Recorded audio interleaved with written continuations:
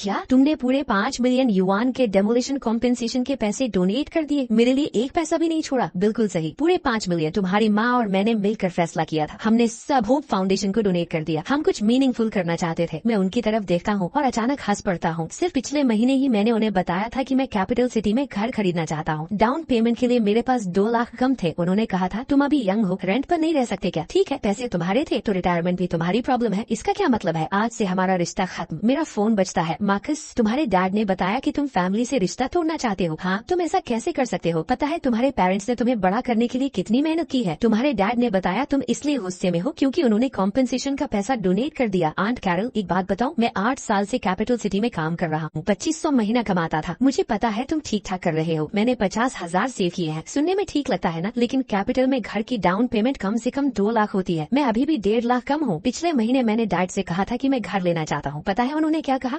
उन्होंने कहा तुम अभी यंग हो, घर खरीदने की क्या जरूरत है, रेंट पर नहीं रह सकते। और फिर पलटकर 5 मिलियन डोनेट कर दिए। आंट कैरल, मैं 600 महीना रेंट देता हूँ। 8 साल से सिर्फ रेंट में लगभग 60,000 उड़ चुके हैं। मुझे उनके चैरिटी करने से प्रॉब्लम नहीं है, लेकिन मेरे लिए 1.5 लाख देने को तैयार नहीं थे और दूसरी तरफ 5 मिलियन डोनेट कर दिए। अपने डैड को समझने की कोशिश करो। उन्होंने भी बहुत स्ट्रगल किया है, मैं समझता हूँ, इसलिए चाहता हूँ कि वो मुझे भी समझे। मतलब मैं 32 साल का हो गया हूँ, न घर है न स्टेबिलिटी। मेरी 3 साल पुरानी गर्लफ्रेंड भी इसी वजह से मुझे छोड़कर चली गई। उन्हें जनरस डोनर बनना है तो बने, लेकिन रिटायरमेंट के लिए मेरे पास मत आना। मार्कस, तुम ऐसा नहीं कर सकते। मैं फोन काट देता हूँ। थोड़ी देर बाद फोन फिर बजता है। मार्कस, तुम्हारे डैड ने मुझे सब बता दिया। तुम अपने डैड से ऐसे कैसे बात कर सकते हो? वो तुम्हारे फादर है और जब उन्हें मेरा फादर बनना चाहिए था तब उन्होंने मेरे बारे में क्यों नहीं सोचा? इसका क्या मतलब है? माँ, याद है जब मैं छोटा था हम कितने गरीब थे। हम उस छोटे से घर में रहते थे जहाँ हर विंटर ठंड से कांप जाते थे। हाँ, इसीलिए तो हम डेमोलिशन कॉम्पेंसेशन का वेट कर रहे थे। आपने ही कहा था कि जब पैसे मिल जाएंगे तब लाइफ बेटर हो जाएगी। आपने कहा था मेरे लिए घर खरीदोगे, मेरी लाइफ सेटल करने में हेल्प करोगे। अब पैसे आए और आपने सब डोनेट कर दिए। मार्कस, मैं समझती हूँ, तो फिर मुझे भी समझो। तुम कहना क्या चाहते हो? आज से मैं पैसे नहीं भेजूंगा, हॉलीडेज पर घर नहीं आऊंगा और रिटायरमेंट की जिम्मेदारी भी नहीं लूंगा। ये मेरा फाइनल डिसीजन है। क्या तुम हमें गुस्से से मारना चाहते हो? नहीं, मैं बस एक इंसान की तरह जीना चाहता हूँ। फोन फिर बजता है। इस बार डैड का कॉल आता है। मैं उठाता नहीं। वो मैसेज भेजते हैं कि अब मुझे लगता है मैं उनसे बेटर हो गया हूँ, मुझे अब उनकी जरूरत नहीं रही। मैं सिर्फ एक लाइन रिप्लाई करता हूँ, जब आपने वो पैसा डोनेट किया था तब क्या एक बार भी मेरे बारे में सोचा था? मैं अपने रेंटेड रूम में बैठा फोन को घूरता रहता हूँ। 32 साल की एज, सिर्फ 50,000 सेविंग्स, न घर न कार, गर्लफ्रेंड चली गई, पेरेंट्स ने 5 मिलियन डोनेट कर दिए और सेल्फिश मुझे बोला जा रहा है। अचानक मुझे सब बहुत फनी लगने लगता है, इतना फनी कि लगभग रोना आ जाता है। लेकिन मैं रोता नहीं। मैं फोन उठाता हूँ और कैपिटल सिटी में नए रेंटल रूम सर्च करता हूँ। कल से मैं और सस्ती जगह शिफ्ट हो जाऊंगा। हर महीने 200 रुपए और सेव करूंगा। वो 1.5 लाख मैं खुद कमाऊंगा। मुझे किसी की जरूरत नहीं। मूविंग वाले दिन डैड आ जाते हैं। वो नीचे खड़े मूविंग ट्रक को देख रहे होते हैं। तुम सच में जा रहे हो? हाँ। कहाँ जा रहे हो? आपसे मतलब? मार्कस, इसके बाद हम फैमिली का सामना कैसे करेंगे? फैमिली के सामने सर उठाकर चलना तो आपको मिल गया, मेरा क्या? तुम्हें हुआ क्या है? जब मेरी गर्लफ्रेंड ने मुझे छोड़ा था उसने पूछा था कि क्या मेरे पेरेंट्स के पास प्रॉपर्टी है? मैंने कहा नहीं। फिर उसने पूछा क्यों नहीं? मैं क्या जवाब देता? ये कि मेरे पेरेंट्स के पास 5 मिलियन थे लेकिन उन्होंने सब डोनेट कर दिए। वो हमारा पैसा था, हम उसका जो चाहे कर सकते हैं। सही, और मेरा पैसा भी मेरा है, मैं उसका जो चाहूँ कर सकता हूँ। मतलब मैं आज के बाद आपको मंथली लिविंग एक्सपेंसेस नहीं भेजूंगा। मार्कस, बात ऐसी नहीं है, आपको उन पैसों की जरूरत भी नहीं है। आप दोनों को पेंशन मिलती है 800 रुपए हर एक को। ये तो मेरे रेंट से भी ज्यादा है। और एक बात, क्या तुम्हारे पास अभी भी